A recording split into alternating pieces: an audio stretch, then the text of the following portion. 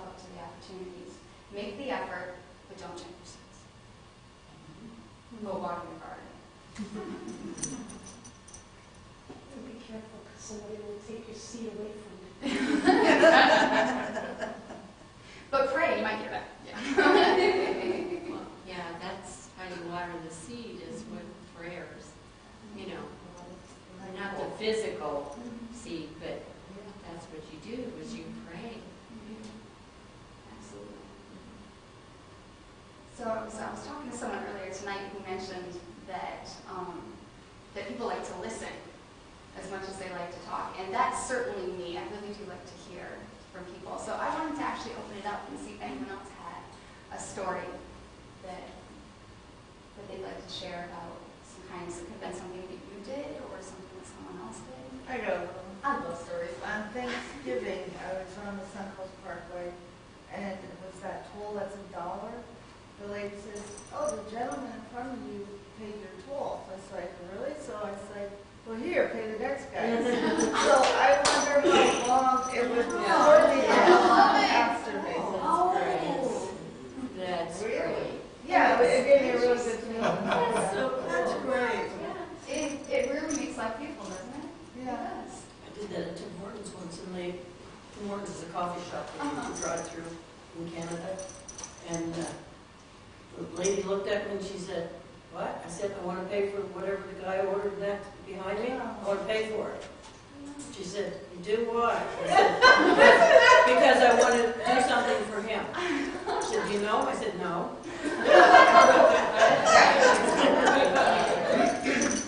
But how awesome, though. I mean, really. Yeah. Made his day, I hope. Yeah, I like that one, too. Tonight, when I was loading the things in my car, because I have little, those twirly wind things, what are those? Rumbics? No, you're talking about Pinwheel. one big round right in the garden. Exactly. Okay. I walked outside and my peripheral vision caught this beautiful pinwheel in my yard that I didn't put there. This just happened. Of course, I went over to my neighbor and I said, and I started crying because I had a really rough day. But anyways, just that kindness, he had another pinwheel in his hand to put in my yard. So now I have two. You know, his sister is visiting from up north. They went to the USA flea market or someplace. They got these beautiful pinwheels. They're double, 2 for $5. And he knows I have them. I have a little memorial garden for my son who passed a year ago. And they're always full of pinwheels. And Lily always gives me this big one, and the wind blows them off, and so the stick is there. So he put 2 pinwheels today as I'm coming here in my yard as an act of kindness because he knew that I loved them. And how wonderful. And then the poor man, I'm standing there crying, and he's going, "Okay, Marlene." You know, because what do you do with a woman crying, you know? Oh, that's so good. But it was so wonderful. It just, I was able to come here in a joyous and happy being and detach myself from, you know, the thing. And he just doesn't realize what that random act of kindness did for me today. It was perfect. It was perfect timing. You know, it was just a godsend. That's amazing. Those little, tiny little things mean so much. And there it was. You know. And it's so interesting because, again, it's something that you can see. You know, you can see. I saw Someone it. told you that the guy in front of you had paid. You know, you paid money, which you can see. But the effect, how do you explain that, right? You can't see that, but you can feel it. Right. Well, he saw the tears. As it's hard. Bless his heart. He's Yeah, so like you kind. wonder, like she said, how many more people did that, and how did it affect the people there? You know? I mean, And there's people in this world that are still thinking about that, just like she's thinking about that. And when did it start? Yeah. Yes, that's what I was going to say. How Yes. many? Yeah, Yeah, definitely. I mean, there's That is just stuff like that all the time. And it proves when you do a random act like that you're thinking out of your box. Right. You're thinking of humanity. Yes. You're being kind to another human being. But the person that you were trying to pay, she didn't understand that angle, did she? Well, why do you want to do that? Well, do you know him? It just proves how absent.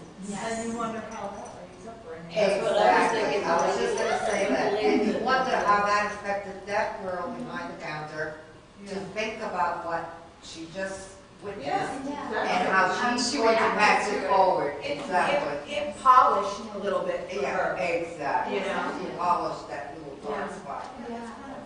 Yeah, you know, and yes, exactly. And that brings up a really good point too, because sometimes the kindness that you're doing, what's interesting is that you have someone in mind usually when you're doing it, that's not always who's affected by it. You know, and I was going to say that too, when you're, especially if you have access, does anyone here have access to children? Not that I want them, just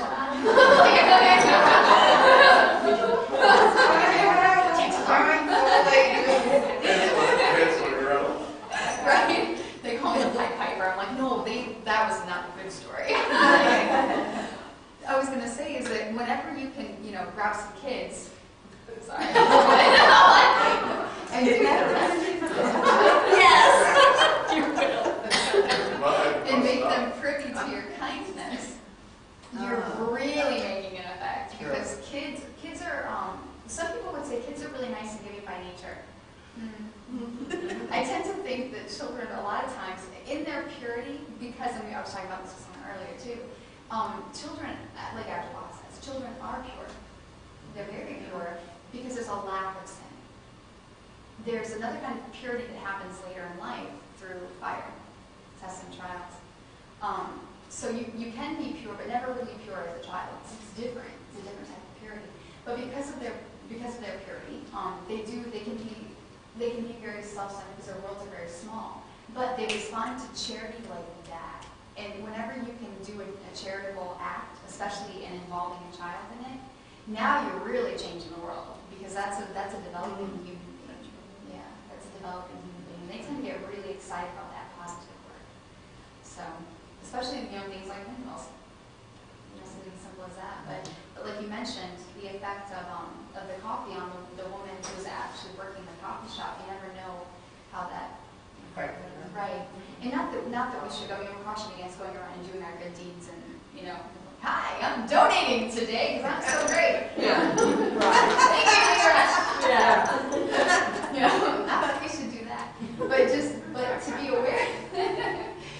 be aware, though that sometimes the things that you do, where you plant your seeds are not necessarily the seeds you want to go back and check anyway. Because you have no idea what that could have affected. And it was interesting because you brought up, and I hadn't even thought about that when you said it, but you wonder how far it had already gone by the time it got to you. That's right. Not only how far it went after you because you kept it going, but I wonder how far it came. Yeah, How many people made that same choice? And what did that person that was taking the money think? Oh, she was That really was smiling. Yeah, that would make her day. Yeah, it does. And I'm sure she told that story many times. Yeah. I had a very similar experience as that, and when I got up there ready to pay, and the lady in the booth said, I don't know what it means, they paid for you, and they said to pay it forward. And she's like smiling to see what I mean, because she didn't know. I said, oh, okay. I said, that's what the guy behind me, and tell them the same thing. Ask them to pay it forward. But I she just had this look of amazement on her face. Yeah. Maybe it was the same. We only have one toe. That's a little bit. Yeah, no, it's true. How far it goes. And again, I hate to keep harping on it, but it's that dual nature. There's things that you do that have an effect that you can't see, but it's still there. And it's obviously it's a spiritual. It's something that you can't feel, but it has an effect on people's souls.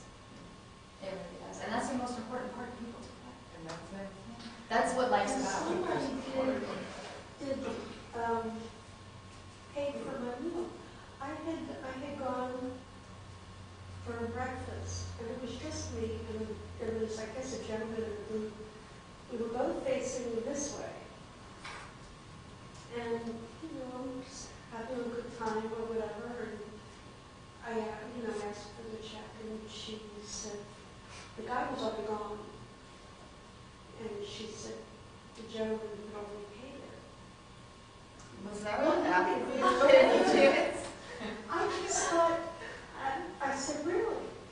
I mean, because not even like not a hello, not a good day, not anything. And it was Purely, It Right. was, it was purely Unselfish. unrecognized, like he didn't do it to be recognized. Anonymous. Yeah. Yeah. The anonymous ones are sometimes the best. Yeah. That was a good feeling. And actually, I have another one, so you guys might enjoy this real quick. I'll make it fast, because I don't think yours too. But check this out. So in my neighborhood, we have like up to 10 kids at any given time that are, and I live on a cul-de-sac, and right at across the two residential streets. So we have this big corner yard, and the kids jump their bikes up ramps and into our yard. So, but I've worked with these kids for like a year and a half to do fun things around the neighborhood for the neighbors and stuff. Like they'll make little monsters and deliver them to the neighbors and things. These kids are known, in other words, they have a great reputation for being kind and considerate and charitable, and they're enjoyed by the neighbors. We had a particular pair of very grouchy neighbors, which are my favorite, just to the side, who tolerated the kids, but because the kids never trespassed or anything like that, they've started to warm up a little bit. I finally had a conversation with this woman right around Christmas because she had gone out and bought a bunch of Walmart gift cards, like $5 gift cards, not just for my two kids, not just the kids that are in immediate houses, but like all the kids who come into that neighborhood. And that was amazing. And you start to see that, if we're talking about just neighborhoods alone, you start to see this, like I said, a ripple effect and a crystallization where normally people would bring something for my two boys because we're out all the time, we're visible. But now they're bringing Halloween candy in like bags of 15 because all of the kids, they're giving to all the kids, like we're a group, like we're a community, above a family, far beyond just a family, we're a community right there. And Their kids are gonna remember. that's a growing up in huge this blessing. hall. That's a huge blessing. So it was through the kids that you met everyone. Yes, it was. It was. It's so And much these easier to precious do that. children are our future. They are. You're absolutely So right. everyone in fact, it wasn't that long ago that I would hear people mumble, "Oh, I can't make a difference. Why should I do that? It's not going to make a difference in this world." Hello, you can. One person, by doing one thing, it snowballs. And that's what Baha'u'llah says, the unity of mankind. Well, how can you become unified if you don't recognize love thy neighbor as thyself? Hello, that's been around for 6,000 years. Yeah. That's not just talking about my neighbor that lives on the right-hand side of me or the neighbor that lives on the left. Now it's a world civilization. Right. We're talking about not just our cities, counties, states. We're talking about countries. Those spiritual teachings were just understood like that now. Baha'u'llah opens it up and shows the light. This is what it means for the whole world. That's what it means. It's the same teaching from 6,000 years from all of the Holy Scriptures. And now we understand it, what it really, truly means. Because we've grown. Humanity has really grown. Before we were little tribes, and then we got bigger and bigger and bigger, and now mankind is the whole world. And those same simple teachings, though, It's love thy neighbor, is still effective today on a worldwide, as it was just in your little community, your little tribe, And we're globally collected. Exactly. Globally connected now. Exactly. Yeah, Exactly. absolutely. Yeah, definitely. I agree. I have a little button from when I worked in the school system. We always had a theme in our school. One year the theme was, I make a difference. And we all had little stick pins. And I still have that says, I make a difference, you know, and I know I You're giving her an idea. Yeah, you know, can you see the wheels turning? Yeah, I have a cabinet for project ideas with children. You're absolutely right, though. It's like I always say, the only way to get anything done is to do it. The only way to get anything done is to do it. You know, and if you're not choosing to help the people that you have access to, you know, or to help out with their spirits, then, you know, I hate to say this, maybe it's a little controversial, but you are part of the problem or you're part of the solution. You know, and you can sit around and you can gripe, you can complain that you can't make a difference. It's because you've chosen not to, though. really. You know, and it really first starts with what you focus your thoughts on. Exactly. And I take my son through that exercise of, you know, can you see my face? He's like, no. And he's like, yeah, I see your face. I'm like, okay, close your eyes. Can you see my face? He's like, no. Can you see your cat's face? He's like, oh yeah, I can see my cat's face. Thanks, honey. My 7-year-old. He's like, yeah, I can see your cat right there. I'm like, okay, then you take that memory with you. Because it's attached to your soul. He's like, really?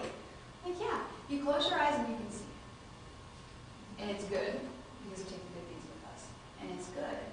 You're not seeing it with your physical eyes. How do you explain that? Exactly. It's attached to your soul. It is. Those are the things, when you close your eyes, you have these memories and these things that strike you and really penetrate you, you know, in a positive way. Those are things that were uplifting to your soul, and that is how you change your meaning. And keep in mind too, I feel like I need to say this, that sometimes people seem like they're not doing a lot because maybe they're not out there helping humanity on a big scale. The thing to keep in mind is you can't even judge them because maybe they're helping the people, they're helping humanity. And that's important to keep in mind too in homes because I know a lot of, maybe it's because I'm connected to the moms a lot, but I know a lot of moms and a lot of women, and we can't help but be out there doing something because we have kids that are always out there doing something. So we're along for the ride, you know, and it's easy to connect with people. You take it for granted when you have children. You are talking to people all the time, you know, if nothing else about your children, how great they are. You know, so it's easy to be out there doing things, you know, and so often, I think sometimes the husbands and the men need to be uplifted a little bit also because a lot of times they're putting up with the crazy antics of the wife and the mom, you know, when maybe they like things a little bit more quiet. That's my husband. You know, but sometimes people, even though they're seemingly not out there doing a bunch of charity work, that sometimes they're helping the people that are helping people. Exactly. So we need to be thankful for them too. Support you so that you can do what you want. Yeah, make it available for me to do that, yeah. And there's some of us, as we age, sometimes we feel a little guilty because we're not able to do what we once were physically able to do. And so it's important for all of us to understand the power of prayer. You know, especially to say a prayer with someone in mind. Like you said, you were praying for the little boy's father. I've run across that a lot. And so it's very important for all of us to remember that. Yes, we can't be out there doing like we did 20 years ago. Oh, I used to do this. I just can't do this anymore. However, you can do this now. You know, and it really does make a difference. You know, it really and truly does. And that's clearly set out in one of the first prayers in all the prayer books. Intone, O my servant, the verses of God which have been received by thee, as intoned by them who have drawn nigh unto him, nigh being close. That the sweetness of thy melody, you're speaking, may kindle thine own soul, and attract the hearts of all men. Whoso recited from the privacy of his chamber, prayer, the verses revealed by God, prayer. The scattering angels of the Almighty shall scatter abroad the fragrance of the words uttered by his mouth, and cause the heart of every righteous man to thrill. Though he may at first remain unaware of its effects, yet the power of the grace vouchsafed unto him, given to him, must need sooner or later exercise its influence upon his soul. Thus have the mysteries of the revelation of God been decreed, by the virtue of the will of him who is the source of power and wisdom. And that's God. That right there tells you that when you're in the privacy of your chamber, in your room, and you're saying prayers, it does have an effect. It kindles your soul, and it affects the people around you. Whether they know it or not, and whether you know it or not. That was wonderful. Oh, man. Wasn't that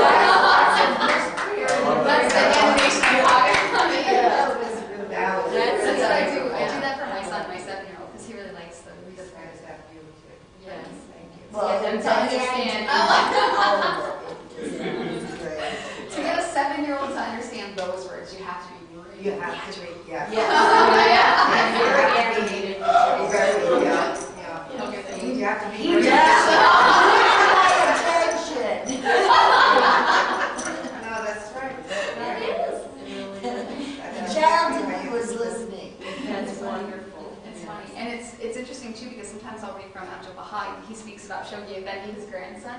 Now, this is awesome because we have a book at home that I read to my little guy, my 7-year-old, and Abdul Baha talks about when Shoghi Effendi was a little guy, like not even in school yet, and Shoghi Effendi wanted Abdul Baha to write him a prayer, and Abdul Baha was like, Shoghi, now is not the time for reading and writing. Now is the time for running about and saying prayers at the top of your lungs.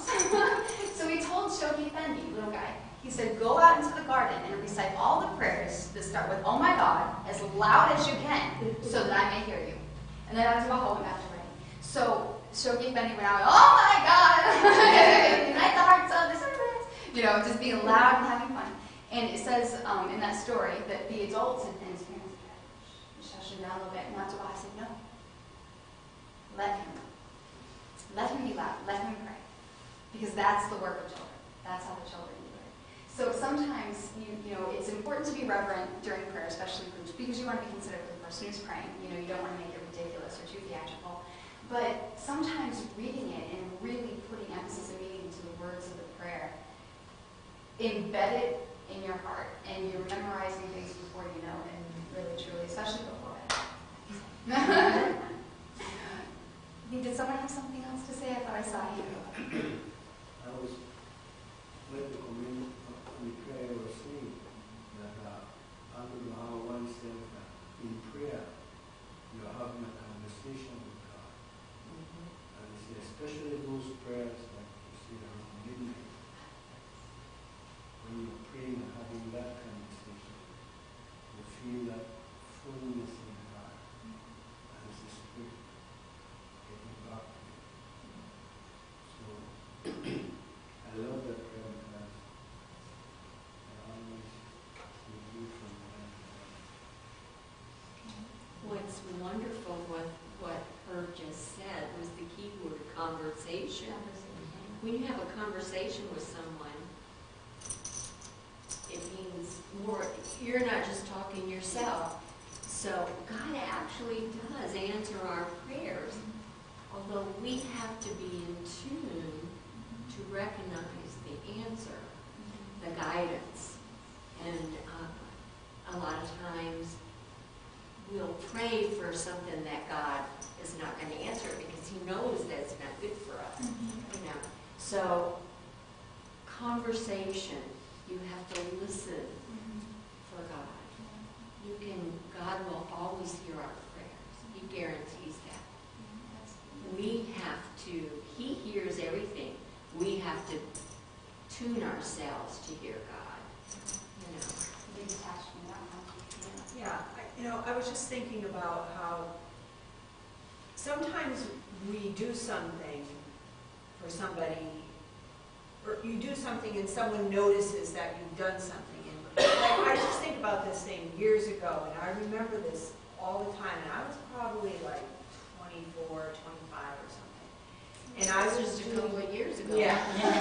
I might even have been younger, I don't know. And I was doing home health care. And I was working overnight with this family, and their parent, their mother, I think it was very, very ill, and she was almost, ready to pass. And, I hadn't really had much experience with that. I was just a home health aide, and I just was, sitting there, and I was trying to give the woman something to eat. And she was laying in her bed, and I was saying, okay, I'm going to give you something to eat, here's the spoon, there's a spoon of whatever coming, and I was telling her what I was doing and everything. And I wasn't really thinking anything about it.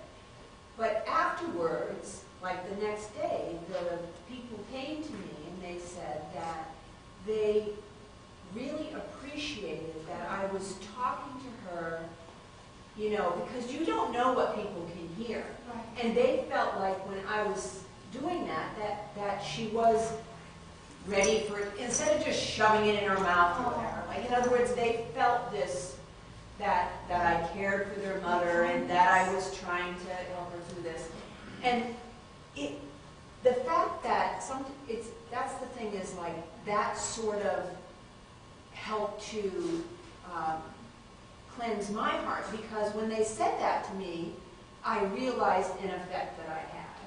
So that was something that I think about a lot, you know. I mean, I think about it off and on over the years, because I go, I know that I made a difference to that older woman who was laying there and maybe had people taking care of her that weren't, you know, that were just doing, and they weren't saying anything to her. They didn't say, oh, well, let me wipe her mouth, or let me do whatever. And the fact that those people acknowledged that to me, you know, at that young age, I started to sort of, you know, have my heart, you know, my soul maybe cleansed a little bit, so that I started to see a difference that you can make by just little kindnesses. But the fact is that them acknowledging what I wouldn't have known anything about that. You know, I didn't know that that was anything different than what they had seen other people doing with her or anything else. Right. So the fact that they acknowledged that was a thing on their part that they don't know what that meant to me. Absolutely. You know what I'm saying? Yeah. So all these things go it's so both ways. Isn't it? It is an amazing thing if you think about it. And I'm sure that as we're out in the world and we're doing things, or we're smiling to somebody, or we're doing a little thing in the grocery store, or whatever we're doing, you don't know the effects that those things have.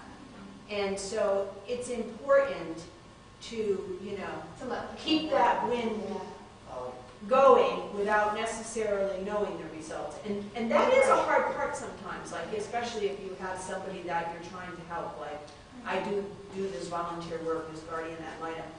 And this young girl that I've been with for like 7 years is just, it's you know, sometimes I just go, what is the point here? You know? And, you know, she's just going through so much stuff, and I sometimes go, well, you know, is there any, you know, am I making any difference in this, you know? But you don't know. You can't say, because this isn't turning out how I want it to turn out right now. Yes, exactly.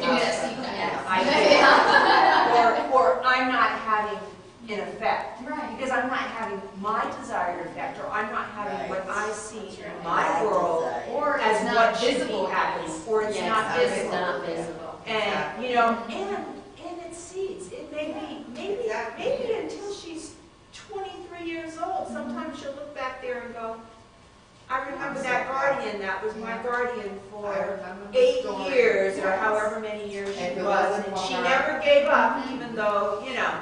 So maybe she won't, you know, maybe now, you know, she doesn't want to talk to me on the phone because I talk too much, she says. So, you know, I'm like, all right, I won't say anything, but you gotta say something. We can't all sit there not saying anything, you know. So, you know, stuff like that happens, and I go, you know, because that's an ego thing, you know. We're like, Well, exactly. That's exactly you know, right. you know. Sometimes you have to look at yourself too. Right, Are my exactly. expectations, you know, And let it go. Yeah, And let it go. You know, Yeah. and I always like to talk about the controversial issues. And I was like, when you're dealing with kids, but that's a really good point. And then there's sometimes where you're going to run into people who are taking advantage of you. Yeah. It happens. Oh, It sure, it happens. does, But like my stepmom pointed out to me a long time ago, she said, if someone takes advantage of you, that's a spot on their soul, not yours. And even Mother Teresa said, you know, if you're kind, people might take advantage of you. You know, if you're happy, people might be jealous of you.